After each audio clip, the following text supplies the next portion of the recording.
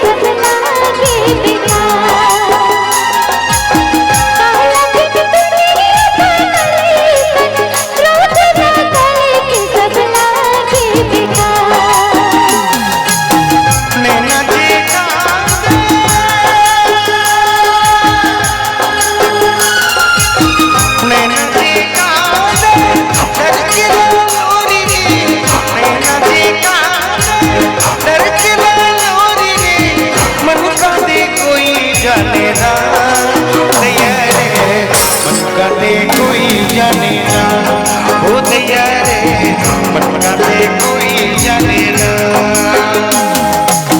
सीता जी टूट गई निकली आवाज़ी, सीता जी टूट गई निकली आवाज़ी, दिल टूटे कोई जाने ना, दैया रे दिल टूटे कोई जाने ना, हो दैया रे दिल टूटे कोई जाने ना।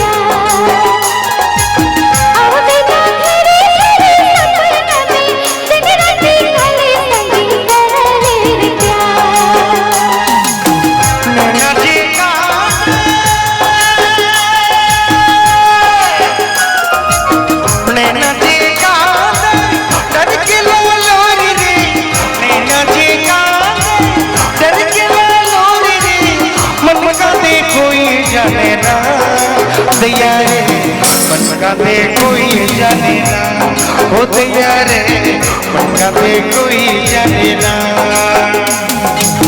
सीता जी टूट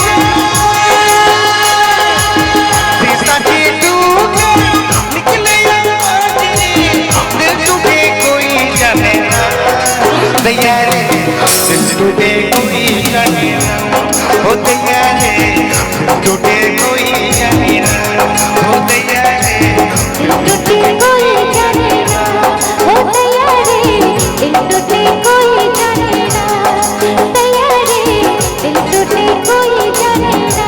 क्या बात है। तमाम भाई बहन के हार्दिक शुभकामना है, हार्दिक बधाई। तोहरे उनकर प्यार आशीर्वाद से हमारे मन भी रहो और इसके साथ में